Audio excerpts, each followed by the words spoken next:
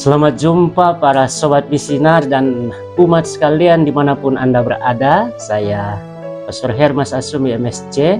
Senang menjumpai Anda saat ini di mana kita hendak merayakan pesta Natal di tahun 2022 ini. Dan saya mau bicara sedikit tentang apa itu Natal dalam perspektif atau dalam sudut pandang kitab suci. Nah, kita akan bertanya sebenarnya apa warta kitab suci tentang kelahiran Yesus sebagaimana dikatakan di dalam kitab suci. Kisah atau cerita tentang kelahiran Yesus bisa kita baca di dalam Injil Matius dan di dalam Injil Lukas.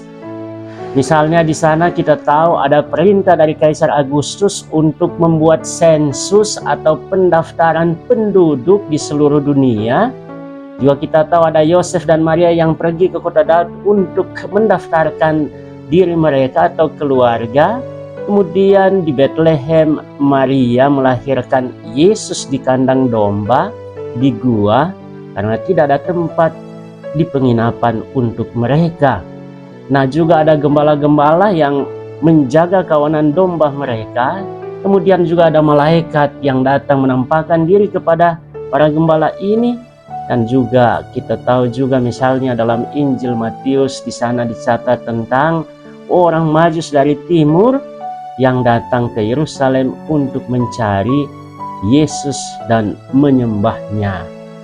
Nah, ini tentang kisah yang ada dalam kitab suci, tapi sebenarnya kelahiran atau Natal Kristus itu punya makna apa untuk kita semua? Nah, pertama-tama dalam kitab suci mau dikatakan bahwa itu kelahiran atau Natal Kristus adalah satu sukacita besar, sukacita yang agung. Pertama adalah sukacita besar dan agung untuk siapa? Untuk dunia, untuk seluruh bangsa, untuk Anda semua, adik-adik, sobat misinar, dan juga untuk seluruh umat beriman. Bahwa Natal adalah sukacita tentu bukanlah suatu klaim atau pernyataan yang kosong dan tidak punya dasar. Kitab suci sendiri menegaskan hal ini seperti misalnya tercatat dalam Injil Lukas ketika malaikat datang dan menampakkan diri kepada para gembala yang sedang menjaga domba-dombanya. Malaikat ini berkata kepada mereka, "Jangan takut, sebab sesungguhnya aku memberitakan kepadamu kesukaan besar untuk seluruh bangsa. Hari ini telah lahir bagimu juru selamat, yaitu Kristus Tuhan di kota Daud. Dan inilah tandanya bagimu, kamu akan menjumpai seorang bayi dibungkus dengan lampin dan terbaring dalam palungan." Nah, tetapi kelahiran dari Yesus ini tentu bukan hanya sukacita bagi kita di dunia, bagi seluruh bangsa. Ini juga adalah sukacita surgawi.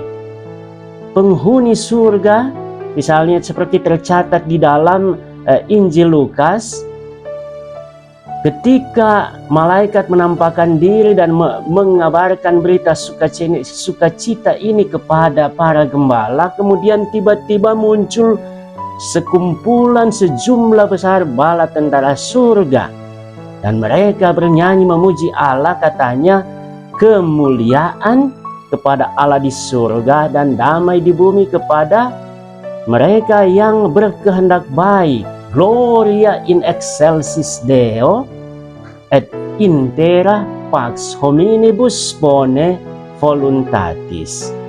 Karena itu misalnya dalam perayaan pesta Paskah kita semua dengan gembira, dengan sukacita bernyanyi Gloria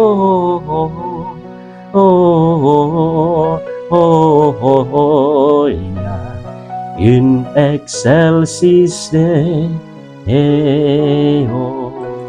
Natal adalah sukacita, tapi kenapa menjadi sukacita besar dan agung untuk dunia, tapi juga untuk surga? Kenapa? Siapakah Yesus sebenarnya? Nah, perhatikan kata-kata malaikat kepada para gembala hari ini telah lahir bagimu seorang juru selamat, yaitu Kristus di kota Daud. Jelas bahwa surga dan bumi layak bersukacita, bergembira karena yang lahir di Betlehem di kota Daud itu adalah penyelamat umat Allah. Yesus menyelamatkan manusia dari apa? Nah, perhatikan kata-kata malaikat kepada Santo Yusuf sebagaimana tercatat di dalam Injil Matius. Tetapi ketika Yusuf mempertimbangkan maksud itu, malaikat Tuhan nampak kepadanya dalam mimpi dan berkata, "Yusuf, anak Daud, janganlah engkau takut mengambil Maria sebagai istrimu, sebab anak yang di dalam kandungannya adalah dari Roh Kudus. Ia akan melahirkan anak laki-laki dan engkau akan menamai dia Yesus, karena dialah yang akan menyelamatkan umatnya dari dosa mereka." Ini sangat penting untuk kita, bahwa Yesus lahir sebagai penyelamat dan dia menyelamatkan kita dari dosa. Dia menyelamatkan manusia dengan menebus kita lewat sengsara, wafat, dan kebangkitannya. Nah, lahirnya penyelamat ini sebenarnya bukan sesuatu yang datang tiba-tiba, tapi sebenarnya adalah penggenapan dari janji atau nubuat Tuhan lewat para nabinya untuk menyelamatkan umat manusia. Dalam Injil Lukas tercatat bahwa malaikat Gabriel diutus Allah kepada perawan Maria dan mengatakan kepadanya bahwa ia akan mengandung dan melahirkan seorang anak laki-laki dengan kuasa Roh Kudus. Nah, kata malaikat itu kepadanya, "Jangan takut hai Maria, sebab engkau beroleh kasih karunia di hadapan Allah. Sesungguhnya engkau akan mengandung dan akan melahirkan seorang anak laki-laki dan hendaklah engkau menamai dia Yesus. Ia akan menjadi besar dan akan disebut anak Allah yang maha tinggi. Dan Tuhan Allah akan mengaruniakan kepadanya tahta Daud, bapa leluhurnya, dan ia akan menjadi raja atas kaum keturunan Yakub sampai selama-lamanya, dan kerajaannya tidak akan berkesudahan." Nah, hal ini terjadi sebenarnya supaya genaplah firman yang disampaikan oleh Tuhan lewat Nabi Yesaya. Sesungguhnya seorang anak darah akan mengandung dan akan melahirkan seorang anak laki-laki, dan ia akan menamakan dia Immanuel, Allah beserta kita. Juga Nabi Yesaya mencatat seperti ini, "Sebab seorang anak telah lahir untuk kita, seorang putra telah diberikan untuk kita. Lambang pemerintahan ada di atas bahunya, dan namanya disebut orang penasihat ajaib, Allah yang perkasa, Bapa yang kekal, Raja damai. Besar kekuasaannya, dan damai sejahtera tidak akan berkesudahan di atas tahta Daud dan di dalam kerajaannya, karena ia mendasarkan dan mengekohkan dengan keadilan dan kebenaran dari sekarang sampai selama-lamanya." Nah, ini penting untuk kita menjadi hiburan dan kekuatan iman bahwa kelahiran Kristus adalah penggenapan rencana Tuhan untuk menyelamatkan manusia.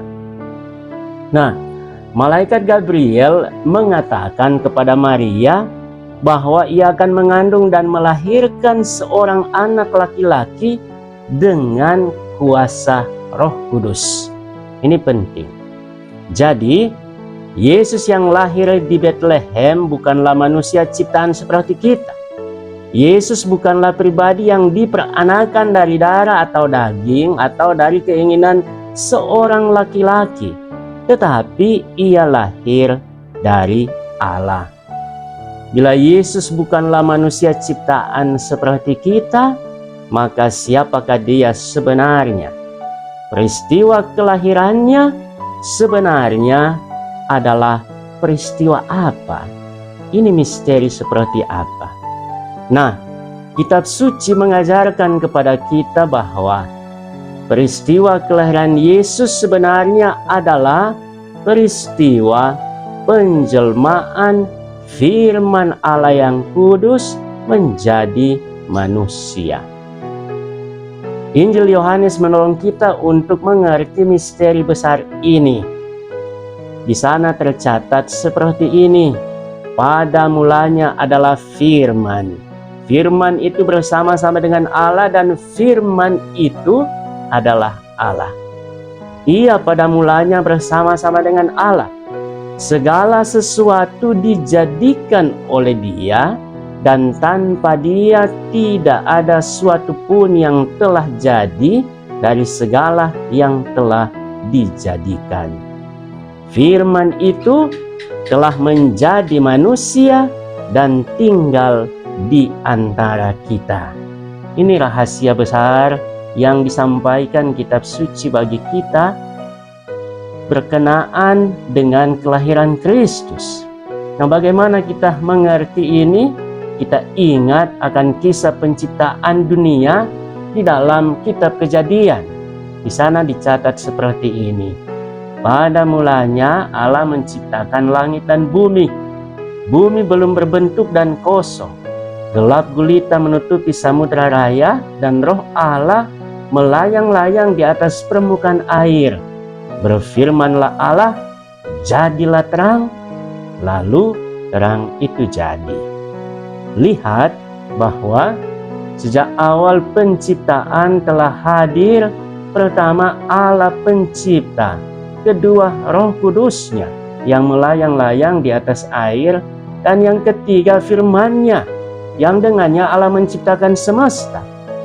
Allah berfirman dan terjadilah, adalah terang itu misalnya. Nah, firman itu sekarang menjelma menjadi manusia dengan cara dikandung dan dilahirkan oleh perawan Maria dengan kuasa Roh Kudus. Jadi, Yesus bukanlah makhluk tercipta seperti kita. Sebaliknya, oleh Dialah segala sesuatu telah dijadikan. Ia menjadi manusia dan tinggal di antara kita. Dan seperti nubuat Nabi Yesaya, kita menyebut Dia Immanuel, yang artinya Allah beserta kita. Ia menyerahkan dirinya dan menyelamatkan kita dari dosa-dosa kita. Karena apa? Karena kasih-Nya. Dalam Injil Yohanes di sana dicatat seperti ini: karena begitu besar kasih Allah akan dunia, sehingga Ia telah mengaruniakan Anak-Nya yang tunggal, supaya setiap orang yang percaya kepadanya tidak binasa, melainkan beroleh hidup yang kekal. Allah sangat mengasihi manusia dan mengutus firman-Nya menjadi manusia, menjelma menjadi manusia sebagai penyelamat. Sungguh tidak ada yang mustahil bagi Allah. Karena itu marilah kita bersukacita di dalam kasih Tuhan. Sukacita bagi dunia karena Tuhan datang. Biarlah bumi menerima rajanya, dan biarlah setiap hati manusia menyiapkan tempat baginya. Biarlah langit dan bumi bernyanyi, bersorak-sorai di dalam kasih Tuhan. Para sobat misinar dan umat beriman dimanapun Anda berada, Natal sudah sangat dekat. Saya mengucapkan selamat mempersiapkan diri untuk menyambut perayaan mulia dan agung ini. Bersukacitalah, Tuhan lahir dan tinggal di antara kita, Immanuel.